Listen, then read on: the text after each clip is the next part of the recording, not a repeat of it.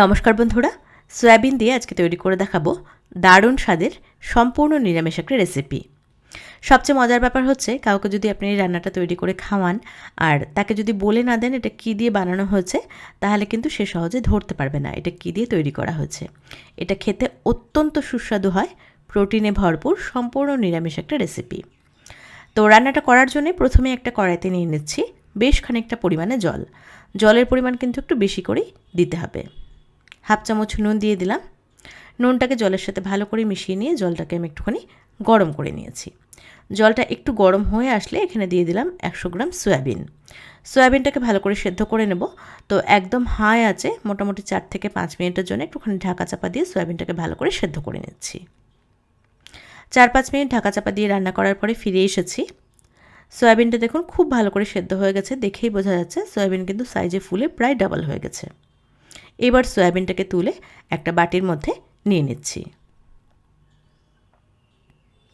ঠান্ডা জল দিয়ে সয়াবিনটাকে ভালো করে ধুয়ে নেব।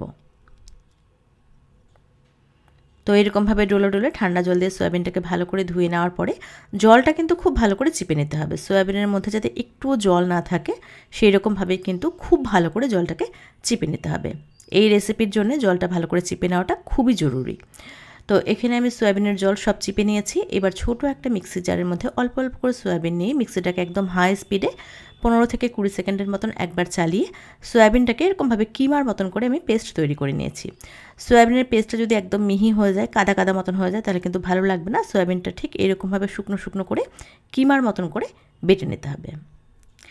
তো সবগুলো সয়াবিন এখানে আমি কিমার মতন করে বেটে নিয়েছি। এবার এখানে দিয়ে দিচ্ছি 1 টেবিল চামচ আদা আর কাঁচা লঙ্কা বাটা।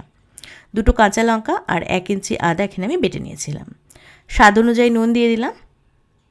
হাফ চামচ হলুদ, হাফ চামচ যাচ্ছে ধনে গুঁড়ো, জিরে গুঁড়ো হাফ চামচ, লঙ্কার গুঁড়ো দিচ্ছি এখানে আমি হাফ চামচের থেকে একটু কম, আর সামান্য পরিমাণে একটুখানি গরম মশলার গুঁড়ো। আর বাইন্ডিংয়ের জন্য এখানে আমি দিচ্ছি বেসন। বেসন দিলে কিন্তু খেতেও ভালো লাগে।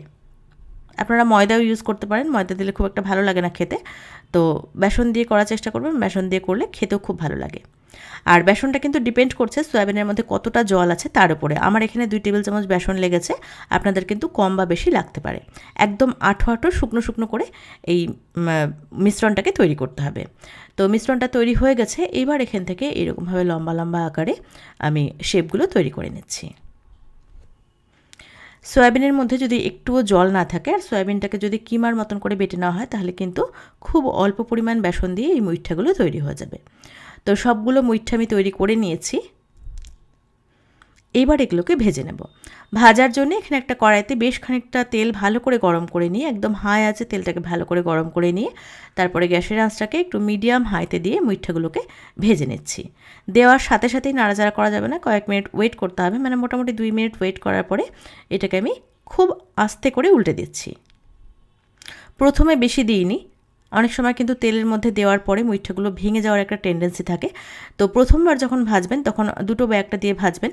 যদি মনে হয় মুইঠাগুলো একটু ভেঙে যাচ্ছে, তাহলে অল্প পরিমাণে একটুখানি বেসন মিশিয়ে নেবেন, তাহলে কিন্তু ভেঙে যাওয়ার আর কোনো চান্স থাকবে না। তো এখানে আমি দুটো মুইঠা প্রথমে ভেজে দেখে নিলাম। মুইঠাগুলো কিন্তু আমার একটুও ভাঙেনি। তো এবার আমি সবগুলো মুইঠা ভেজে নিচ্ছি। এটা দারুণ হয় খেতে। আপনারা যারা নিরামিষ রান্নাবান্না পছন্দ করেন বা নিরামিষ খান, তারা অবশ্যই এই রেসিপিটা তৈরি করে খেয়ে দেখবেন, আপনাদের খুবই ভালো লাগবে। আর এইরকমভাবে তৈরি করলে এই মুইঠাগুলো কিন্তু খেয়ে বোঝা যায় না এটা কী দিয়ে তৈরি করা হয়েছে। তো এখানে আমি আরও একটা ব্যাচ ভেজে নিয়েছি। সবগুলো মুইঠা একই রকম করে ভেজে তুলে নেব। এটা কিন্তু এইরকমভাবেও শুধু মুখে খেতেও দারুণ লাগে। তো সবগুলো মুইঠা ভেজে তুলে নিয়েছি। এবার এখানে একটা বড় সাইজের আলু এরকমভাবে ডুমো ডুমো টুকরো করে কেটে নিয়েছিলাম। তো আলুটাকে সামান্য পরিমাণে একটুখানি নুন আর একটুখানি হলুদ দিয়ে একটু লাল লাল করে ভেজে নিচ্ছি। গ্যাসের আঁচটাকে একটু মিডিয়ামে রেখে মোটামুটি 4 থেকে 5 মিনিটের জন্য সুন্দর একটু লাল লাল করে আলুটাকে আমি ভেজে নিয়েছি। আলু এখানে ভাজা হয়ে গেছে, এবার তুলে রাখছি। আপনারা কিন্তু আলু বাদ দিয়ে ওটা করতে পারেন। কড়াইয়ে যেটুকু তেল আছে তার মধ্যে ফোড়ন দিলাম একটা তেজপাতা, একটা ছোট এলাচ, একটুখানি দারচিনি আর সামান্য পরিমাণে একটুখানি গোটা জিরে। আর দিয়ে দিচ্ছি খুবই সামান্য পরিমাণে, মানে 1 চিমটি মতন হিং। যে কোনো নিরামিষ রান্নায় একটুখানি হিং দিলে কিন্তু ফ্লেভারটা খুবই ভালো হয়। তো মিডিয়াম আছে বা ফোড়নগুলোকে মোটামুটি 20 থেকে 25 সেকেন্ড একটুখানি ভেজে নিয়েছি। ফোড়নটা চলে এসেছে, সুন্দর একটা সুগন্ধ বেরিয়েছে। এবার এখানে দিয়ে দিলাম মাঝারি সাইজের একটা টমেটো। টমেটোটাকে দিয়ে মিনিট 2-এর জন্য ভালো করে ভেজে নিচ্ছি। তো টমেটোটা বেশ নরম হয়ে এসেছে। এবার এখানে দিয়ে দিচ্ছি 1 টেবিল চামচ আদা আর কাঁচা লঙ্কা বাটা। এখানে 4টে কাঁচা লঙ্কা আর হাফ ইঞ্চি পরিমাণে আদা আমি বেটে নিয়েছিলাম। তো আদা আর কাঁচা লঙ্কাটাকে দিয়ে টমেটোর সাথে ভালো করে কষিয়ে নিচ্ছি। খুব বেশিক্ষণ কষানোর দরকার নেই, মিনিটখানেক কষালে কিন্তু হয়ে যাবে। তো এখানে আদা, কাঁচা লঙ্কা, টমেটো সব কিছু খুব ভালো করে কষানো হয়ে গেছে। এবার এখানে দিয়ে দিচ্ছি বেশ খানিকটা পরিমাণে জল, কারণ এখানে সব গুঁড়ো মশলাগুলো এক এক করে দেবো। তো একটুখানি জল দিয়ে প্রথমে এখানে দিয়ে দিচ্ছি কাশ্মীরি রেড চিলি পাউডার, এটা একটুখানি কালারের জন্য আমি দিয়েছি। হলুদ দিয়ে দিলাম, দিয়ে দিচ্ছি ধনে গুঁড়ো আর জিরে গুঁড়ো। আমি যেহেতু অল্প করে করছি সেজন্য কিন্তু মশলার পরিমাণগুলো একদমই অল্প করে দিয়েছি। হাফ চামচ নুন দিয়ে দিলাম আর দিয়ে দিলাম সামান্য পরিমাণে একটুখানি চিনি। চিনিটা কিন্তু অবশ্যই দেবেন, চিনি দিলে খেতে ভালো লাগে। 2টো কাঁচা লঙ্কা চিড়ে রেখেছিলাম সেটা দিয়ে দিলাম। এবার এই মশলাটাকে ভালো করে কষিয়ে নিচ্ছি। গ্যাসের আঁচটাকে মিডিয়াম হাই হিটে রেখে তারপরে 4 থেকে 5 মিনিটের জন্য মশলা ভালো করে কষিয়ে নিয়েছি। ভেজে রাখা আলুটা দিয়ে দিলাম। আলুর সাথে অল্প পরিমাণে একটুখানি জল দিয়ে আলুটাকেও মশলার সাথে ভালো করে কষিয়ে নিচ্ছি।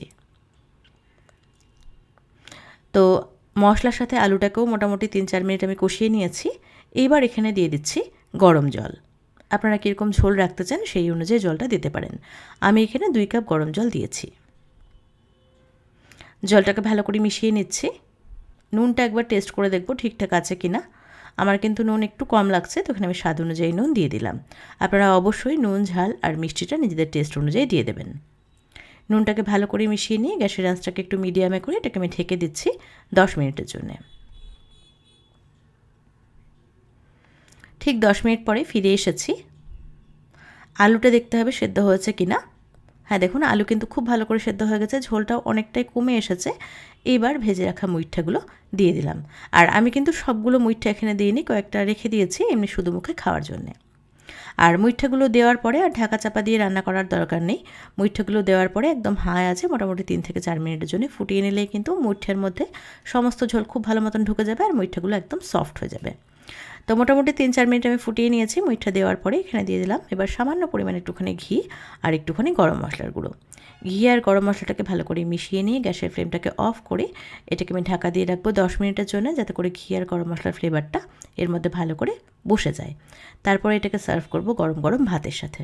ব্যাস তৈরি হয়ে গেল খুবই সহজে সয়াবিনের মুইঠা। এটা খেতে কিন্তু অসাধারণ হয় আর তৈরি করাও খুবই সহজ। তো কেমন লাগলো আজকের ভিডিও সেটা অবশ্যই কমেন্টস করে জানাবেন। রেসিপি ভালো লাগলে একটা লাইক করবেন আর চ্যানেলটাকে সাবস্ক্রাইব করবেন।